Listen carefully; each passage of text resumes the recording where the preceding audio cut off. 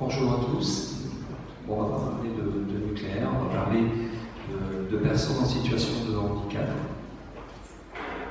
Je m'appelle Alain Barrère, je suis en première année du doctorat. Je suis en GDI avec la mention sciences politiques. Une grande partie de ma vie est consacrée au handicap. Je porte moi-même un handicap invisible. Donc du coup,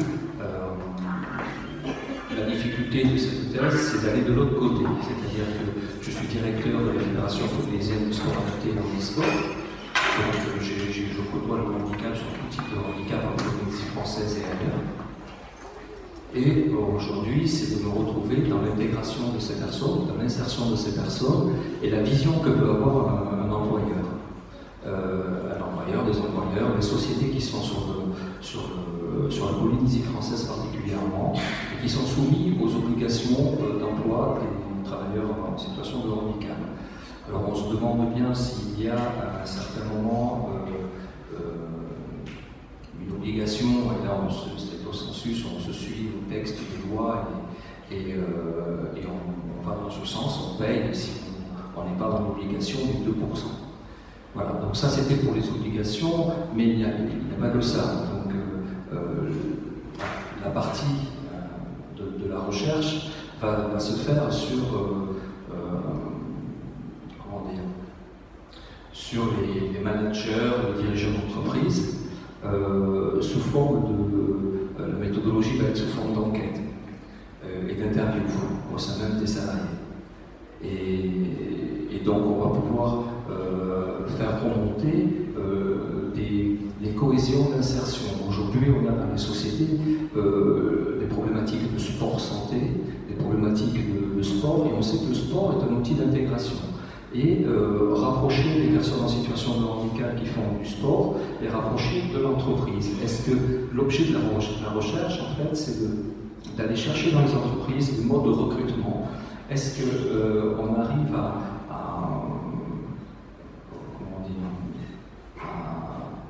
utiliser l'obligation où on voit la personne qui est capable en situation de handicap? Est-ce qu'on reconnaît la personne pour une personne ou pour son handicap?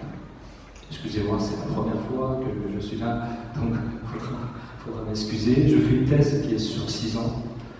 Donc je travaille à plein temps, donc j'essaie de faire, je n'ai peut-être pas toutes les méthodologies scientifiques, voilà, donc je m'en excuse par avance. En tout cas, c'est réellement un sujet qui est préoccupant parce que aujourd'hui, on travaille énormément avec le MEDEF, la CPME, les organismes et les institutions du territoire. On travaille en collaboration avec eux, je dis on, c'est les personnes en situation de handicap, et dont j'en fais partie.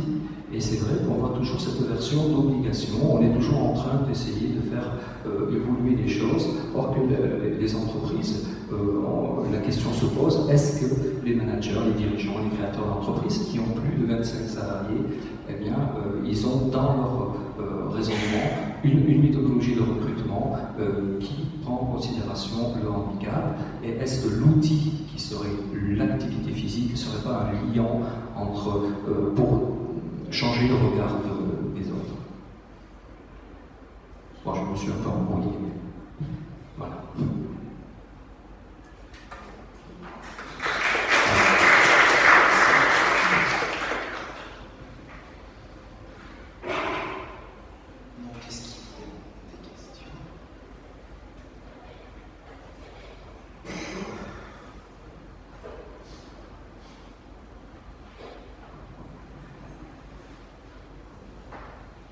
Bonjour, je m'interroge sur la réelle motivation des employeurs à recruter des personnes handicapées, sachant que quand elles n'en recrutent pas, elles sont pénalisées financièrement. Donc la question est très crue, très brutale, mais quelle est la part de peur de la pénalisation financière par rapport à la réelle motivation d'employer des handicapés? Est-ce que vous avez pu un petit peu jauger cette motivation? Et puis après, j'ai une seconde question un peu différente, totalement différente. Quelle est la perception par les autres salariés dans une entreprise de la personne handicapée qui, obligatoirement ou presque, est moins rentable, est plus difficile à manager. Comment s'organise au sein de l'entreprise le management justement de personnes handicapées au milieu de personnes qui ne sont pas handicapées? Merci. Donc, pour commencer par la première, ça c'est un sujet, voilà, ça résume bien le poster, ça résume bien l'objet de recherche. Je vais commencer par là. Évidemment que cette thèse, elle n'est pas venue comme ça, cet objet n'est pas venu comme ça. Bien sûr qu'il est né du Conseil du handicap, qui date de 2008, qui permet d'avoir un effet consultatif sur les obligations concernant toutes les personnes en situation de handicap dans le code du travail polynésien. Et donc, on avait été saisi par le MEDEF, par la CPME, justement, les entreprises qui sont soumises à cette obligation-là, pour faire baisser ce quota. C'est pour ça que je parle de conjoncture sociale, économique, dans cette problématique. Aujourd'hui, il faut savoir qu'en métropole, avec la loi de 2005, on est à 6% des obligations. Et ici, en 2018, il y a un élargissement de l'embauche des personnes en situation de handicap dans la fonction publique, mais sinon, on est toujours redescendu à 2%. Elle est à 4% applicable, mais vu les conjonctures, on est redescendu à 2%. C'est un deal entre l'employé et la personne en situation de handicap, du moins les associations de personnes en situation de handicap et la société, les organismes qui embauchent, qui sont soumis à cette obligation-là. Et c'est un combat. Alors c'est assez bien parce qu'il n'y a pas si longtemps que ça, fin avril, on a organisé la semaine du handicap, qui était là à Oreille-Tignao. Donc voilà, on a fait la réglementation, on a travaillé avec les ministres, le président, on a travaillé avec tous les organismes, les sociétés, le MEDEF, le CPME, on a de très bons contacts. Et effectivement, on est toujours dans la position où il y a une personne en situation de handicap, l'obligation de l'IAN, parce que sans l'obligation, ça disparaît, l'entreprise a une mauvaise perception. Pour la deuxième, c'est le regard de l'autre, le handicap. Cette thèse va aller à l'intérieur, par une sociologie d'organisation, en fait, et va regarder le groupe jusqu'à l'individu, comme un effet zoom, en fait, pour voir si vraiment remarquer les leviers et les facilitateurs entre effectivement est-ce que c'est vraiment un phénomène de groupe? Alors on sait bien qu'il y a un effet culturel ici sur le domaine du handicap, il y a eu plusieurs thèses qui ont été faites là-dessus. On sait bien qu'on a le regard, qu'on a un aspect culturel, que les salariés qui embauchent et le facilitateur, on s'est rendu compte tout bêtement, et ça avec 20 ans d'expérience de développement du sport pour les personnes en situation de handicap, on s'est rendu compte que tout disparaissait comme par miracle autour d'une pirogue, autour d'un jeu. On a pu le remarquer dans cette semaine qui vient de se passer là, où les personnes dites bien portantes, je n'aime pas le mot valide parce que il y a encore des connotations derrière, validité, valide, etc. Mais effectivement, mieux cibler le lien et le sport. Et est-ce que le sport est vraiment le levier? Voilà, ça, ce sera l'objet de la recherche.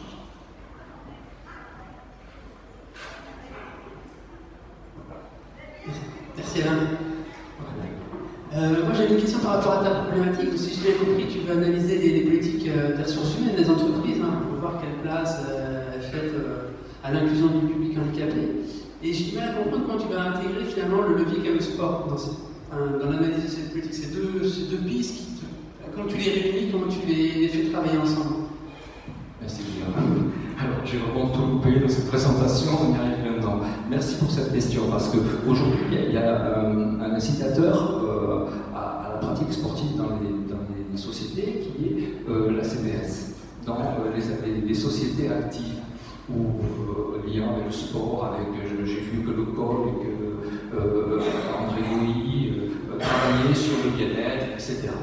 Et tu le sais comme moi que le sport santé bien-être, c'est une préoccupation territoriale, du moins, et voire nationale, eh bien, puisqu'il y a des entreprises qui se servent du sport pour non seulement avoir un taux de 12% par rapport à d'autres recherches qui ont été faites sur une productivité de la personne, hein, un salarié, à l'entreprise. Donc on voit bien que ça crée une force à l'entreprise par le sport et le bien-être de la personne à l'intérieur de son entreprise.